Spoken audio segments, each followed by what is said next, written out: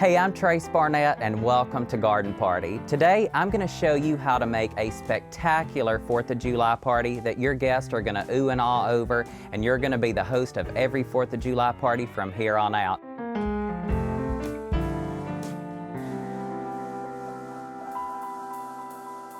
Today, it's my favorite holiday, the 4th of July. And I'm here with one of my favorite people on earth, entertainer extraordinaire, the grand dame of Birmingham food and catering, Kathy G. You are like Birmingham's premier entertainer. So. Well, let's say the longest term entertainer, but it's so fun. I have a passion for it. I totally enjoy it. I think it's so much more than just food. It's more than food. It's how your table looks. It's the atmosphere, the experience the person has the minute they walk into a party. The music, the smells, the look. The table. The perfect guest at any party, especially a 4th of July party, is Kathy G. She's the perfect entertainer. She's been a great inspiration to me in entertaining through the years. We are gonna set this table up into the dream 4th of July buffet you've ever seen. But first things first, I wanna work on a few little craft projects. It's gonna save us a little money, and it's gonna also make things custom for our party. That's great. So we have a little dollar store glass here. Very simple. I mean, pennies on the dollar. And this is just a little bit of duct tape. And I usually do 3 lines, and you can alternate these red, white, and blue if you want. So start off by just putting that there on the back. And I'm gonna pull this tape just as tight as I can. And I'm gonna roll the glass. There we go. You'll get the hang of it, Kathy. You're doing good. Just take that and roll it around that glass. And we're gonna have to. Just like that. We snip it? And just snip it just like that. And boom, you have easy breezy glasses that are custom for your table. My favorite 4th of July memories as a kid would definitely be all of my family gathering, all of my cousins together, cornhole games, croquet outside, homemade ice cream, tables laden with any kind of grilled food or side dishes that you can imagine. And of course, I love the fireworks. I think everything is just so much more magical as a kid. All right, I got another time-saving and money tip for us too. All it requires are these terracotta pots here. Right. And a little bit of pea gravel. I'm gonna get a little pea gravel here. Let's fill it up. Yeah, thank you. And I'm gonna fill this pot up with pea gravel. And you want it to be just under the rim there of the pot. And just pop those candles directly onto that. You can either use flat candles like that, or you can use taper candles, either one. What's great about these is you already have terracotta pots laying around anyway. And if you're outside, your candles can just melt down into the gravel, and you can just pop those directly out when your party's over. All right, Kathy, we've got our table partially set up. We've got to get in that kitchen. We've got to start cooking. We got lots to cook. It's going to be so fabulous. And the centerpiece of it is tomato pie. Come on, let's go get busy in the kitchen. Tomato pie is one of those iconic Southern dishes that I really have no idea the history of. Like, where did a tomato pie come from? But you know, I guess it was, a genius who decided to fill a pie crust with tomatoes, with mayonnaise, a little bit of dash of hot sauce if you like it a little hot, and cheese. Summer's here, and it's officially tomato pie season. It is tomato time for sure. And Kathy G thinks she makes a better tomato pie than me, and I'm just not so sure about that. So let's have a tomato pie showdown. Any good tomato pie starts with the perfect crust. Absolutely. And I believe a homemade crust is always a little bit better because you kind of have that really good controlled flakiness. So to get started, we are gonna need 2½ cups of all-purpose flour. Throw in, if you don't mind, just a teaspoon of salt, and that's all the dry ingredients that this calls for. So I have 6 tablespoons of butter here that I've been keeping in the refrigerator just until we're ready to throw this in. I prefer to take my butter and I cut it just into small squares. I do too. And I'm just gonna throw that into our dry mixture there, just kind of alternating it. And if you'll start cutting in that, I'm gonna throw in our lard. I have 1/2 cup of water that I have thrown in some ice cubes too, just to get that water as cold as possible. Just slowly add it a tiny bit at a time. And you want to get your dough to where it just resembles coarse crumbs. And you want to add water to it just until the dough comes together. I'm going in. You know, I want the you to. best tools in the kitchen I think you need your hands. are the hands. Yes. Always. This is going to make 2 pie crusts. So if you're making a double pie, that's going to make a double My pie crust. recipe is also for 2 pie crusts. Oh, her recipe's for 2 pie crusts too.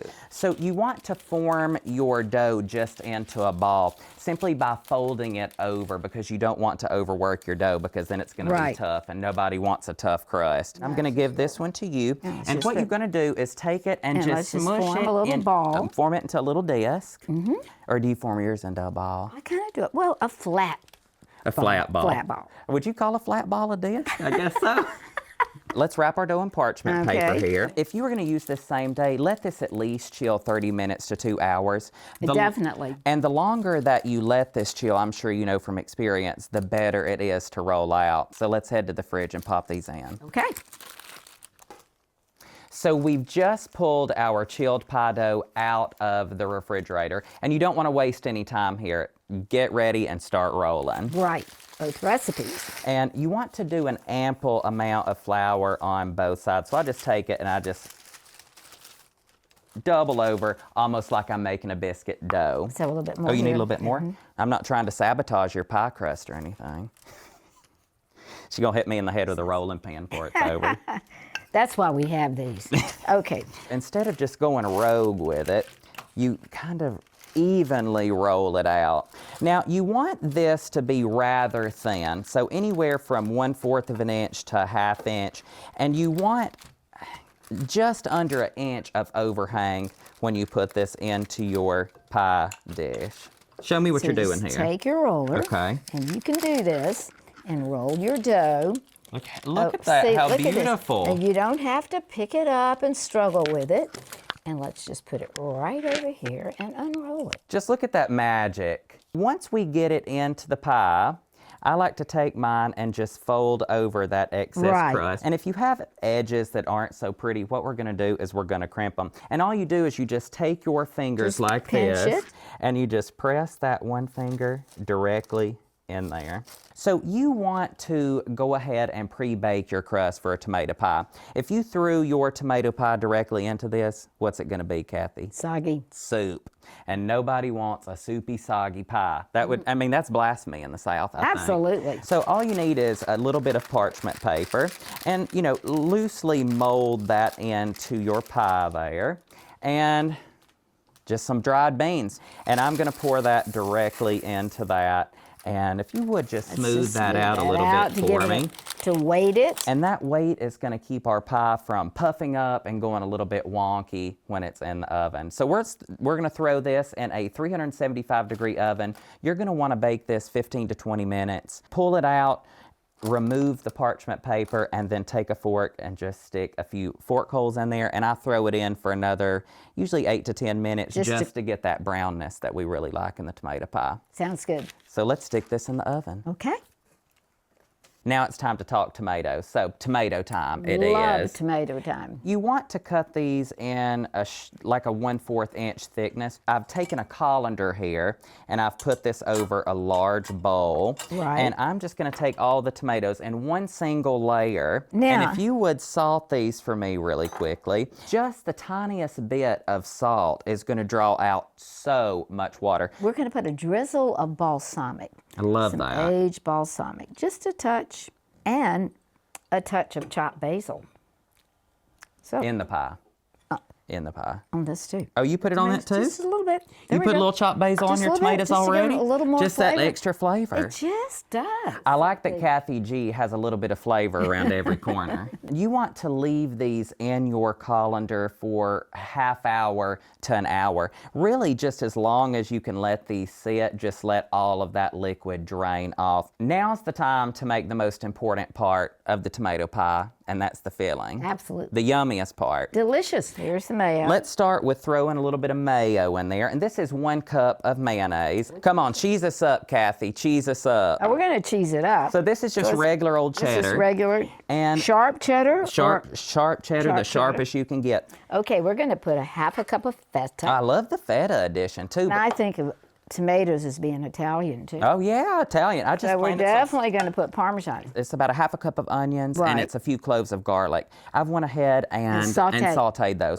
They need to cool down. They too, need to cool. before we put it in the mayo. If not, good tip, yeah, if not, it would just melt our filling right on up. So I have some fresh thyme here, just a tablespoon or so. Absolutely. I have a couple tablespoons of chopped oregano there. And those are just some fresh chopped chives. Give that a good stir. And if you would, sprinkle us just a little bit of salt and pepper in there.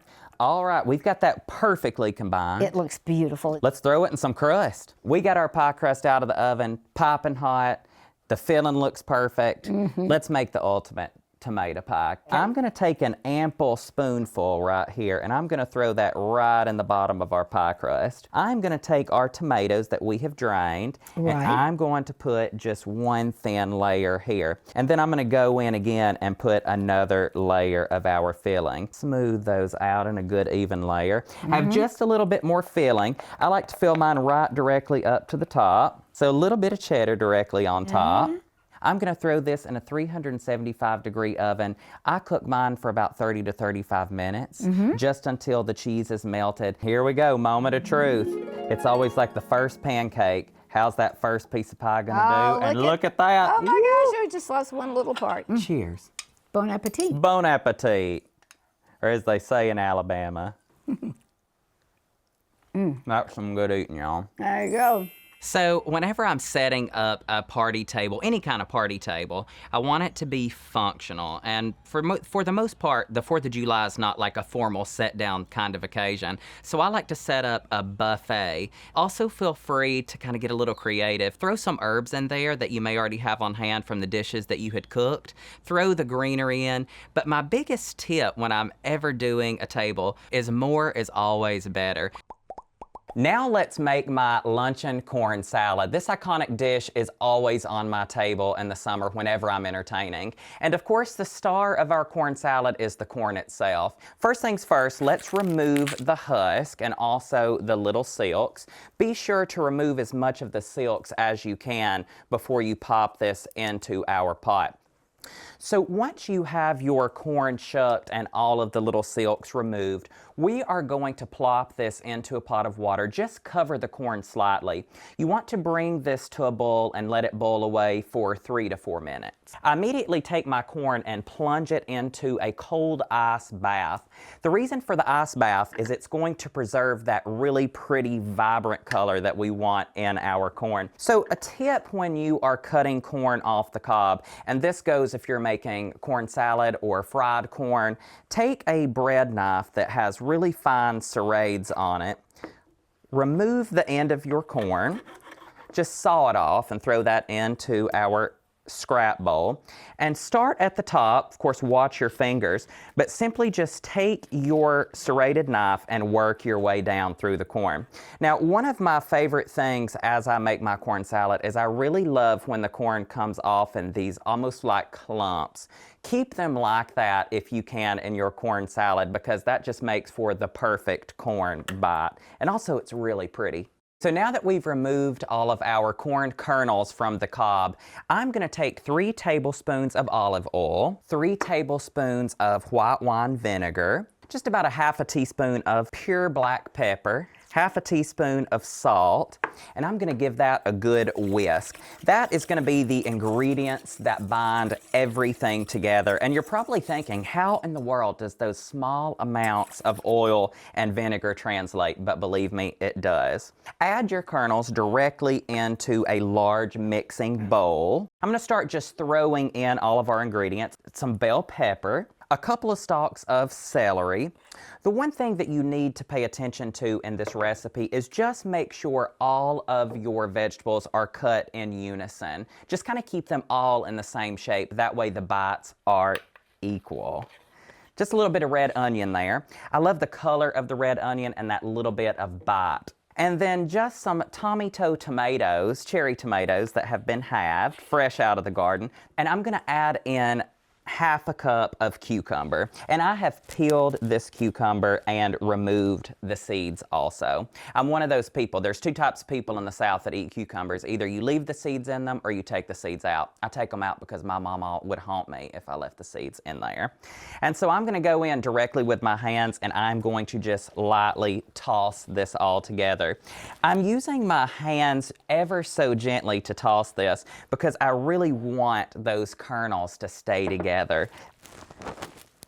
And now this is my favorite part. I'm a complete sucker for basil, and my garden is bursting with it at the moment. So I have taken a huge clump of basil here. I don't really think you can have too much. And I've layered the leaves one on top of each other, and then I've simply just rolled them up into a little pouch. So take your basil and take a sharp knife and simply just cut that basil into ribbons. You don't want to add this basil until just right before serving because we don't want that basil to discolor and turn dark. Simply take that basil and just layer it on top. I'm going to give it one more little toss just to incorporate that basil flavor into our dish there. Gosh, it smells so good already. Even when you're just chopping and lining this dish up, it's just remarkable at how well it smells. And I can't wait to have a bite, so I'm just gonna have one now. You don't tell anybody. And there you have it, luncheon corn salad ready to go on your July 4th table. It's the perfect accompaniment to any grilled meats, veggies, tomato pies, whatever your summer table has laden on it. This salad's for you. So I think that, you know, when we think of 4th of July, we always think of corn. The luncheon corn salad has always been a staple at our family gatherings. And I've kind of like, you know, when you inherit a dish that you have to make, so the corn salad's definitely mine. But I think the most iconic dish that our family made on 4th of July was watermelon cobbler. The South is synonymous with cobbler. We're gonna make a variation today that I bet you haven't heard of. Watermelon. The first thing you need to do is choose a perfectly ripe, out-of-the-field watermelon. You want to choose a watermelon that has like a buttery yellow underside. You want it to be dull and matte in finish rather than bright and shiny green. The good old-fashioned thump test. Hear that thump? When you hear that noise, you know that your watermelon is perfectly ripe and ready to go in a cobbler. And how the watermelon cobbler came about is we are a watermelon growing family. If you have a good season, you work the field really good, you have tons of watermelon. And so I remember us trying to decide what to do with all of it, and we decided on a cobbler. The best way to cut a watermelon is to use a serrated knife and cut off each end. So cut off the end of the watermelon just like that. Flip the watermelon around and also cut this end off as well. Take your serrated knife and cut that watermelon directly in half. So once we have our watermelon in half, we need 3 cups of seeded watermelon. You want pieces of watermelon that have a little bit of meat to them, but you don't want them in huge circles because what we want is we want that watermelon to cook down and have a nice syrup to it. I've melted 8 tablespoons of butter in the oven. To that, I'm going to directly add our watermelon slivers. So after we've gotten 3 cups of watermelon, I'm gonna pour that wonderful juice directly over our watermelon here. What that's gonna do is it's gonna give us that really good, vibrant watermelon flavor, and it's gonna give us that good juice that we want under our cobbler. To that, I'm gonna do the squeeze of half of a lemon. And the topping is a variation of the cuppa that your grandmother made. So a cup of flour, just regular all-purpose flour here, a cup of sugar, 2 tablespoons of baking powder. To that, we're gonna add a teaspoon of cinnamon, a teaspoon of vanilla extract, and a cup of buttermilk. I love to use buttermilk versus whole milk because I really love the buttermilk flavor.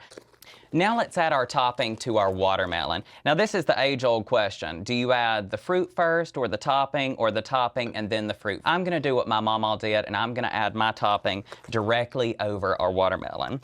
So scoop your topping over your watermelon, and we are going to get every last drop of this out of our bowl. After you've gotten every last bit of that topping out, go ahead and give your cobbler a good shake. Shake, shake, shake that cobbler. To top our cobbler off, I'm gonna sprinkle that just with a little bit of cinnamon, and then I'm gonna add just a pinch of sugar.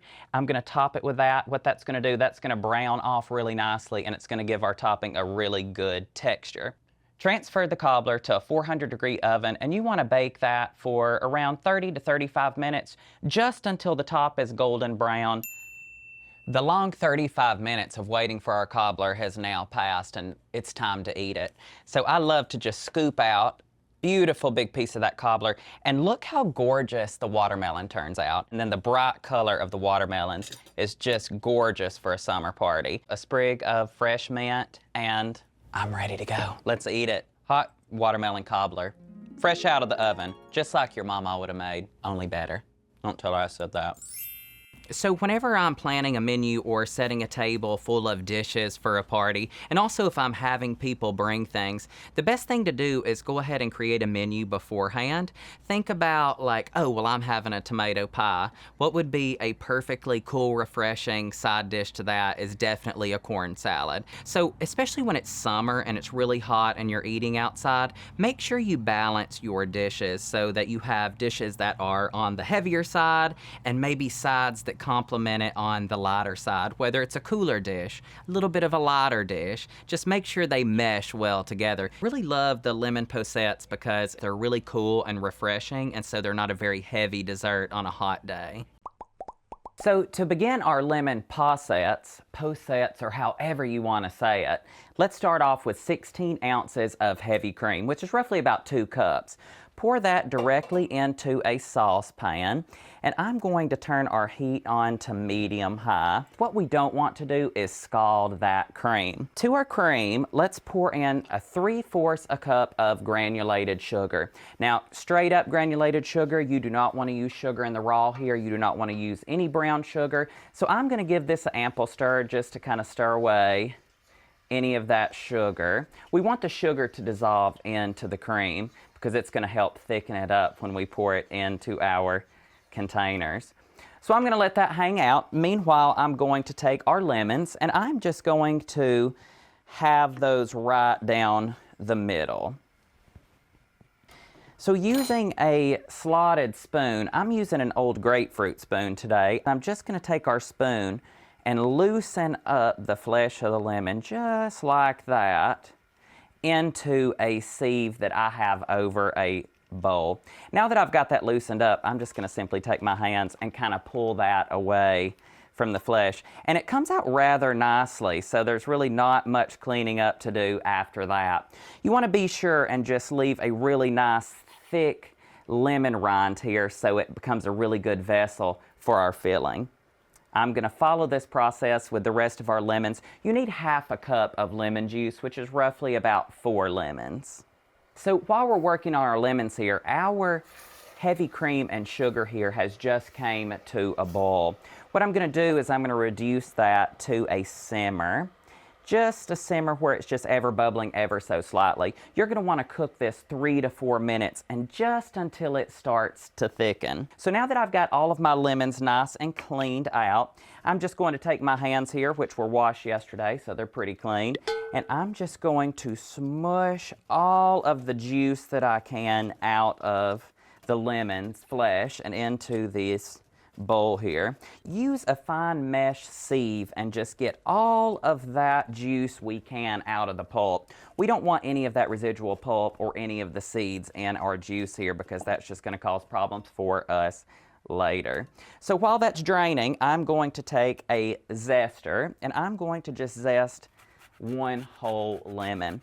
Now I really love the zest part into this because that's what's going to give us that really strong lemon flavor that we want to transfer over into our poussettes.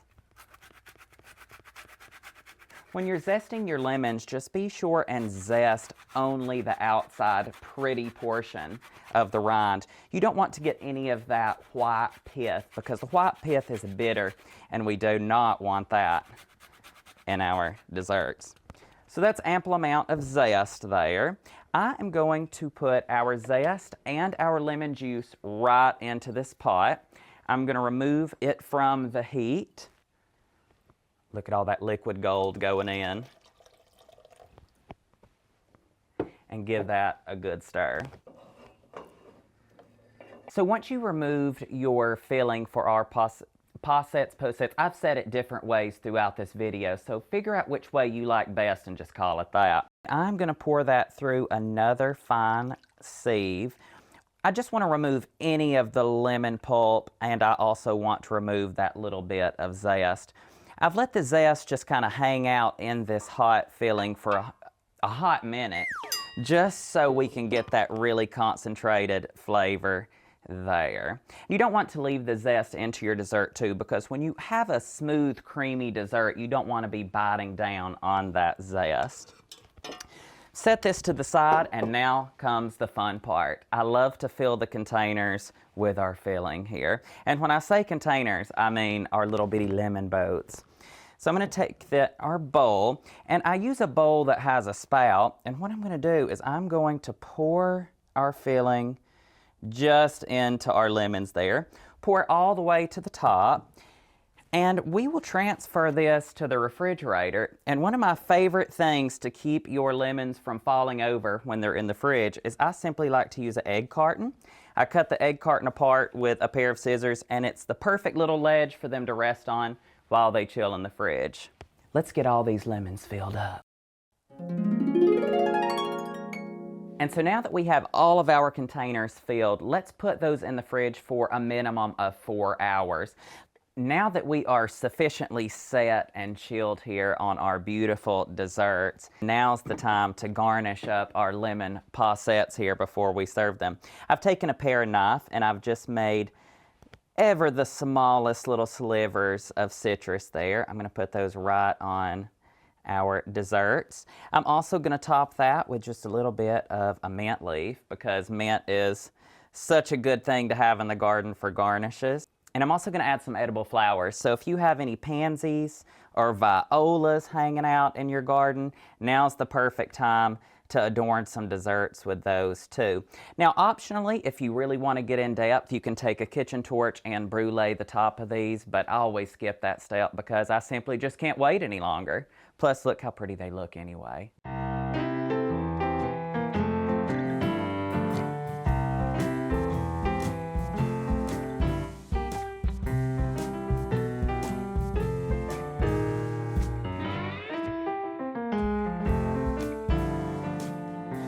Kathy G, happy 4th of July, we did it. Trace Barnett, what fun this has been to do it together. Party ready. Yeah, we are. We have fabulous food.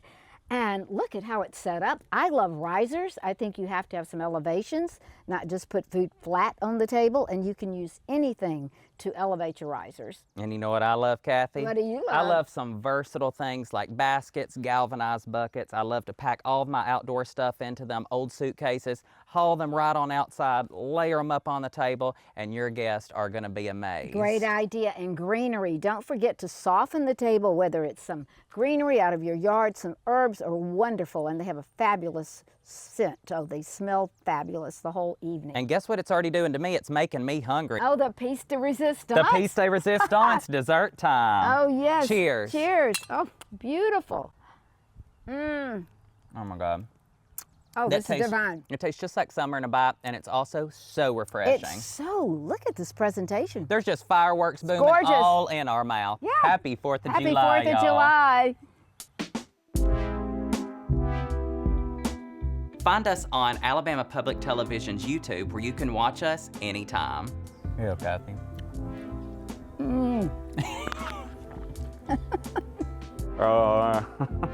Should we not get me trying to juggle them? Yes. Right, I was doing so good till the camera was on. Today we're making luncheon corn salad. We're authentic here. We are. We probably wouldn't pass health code, but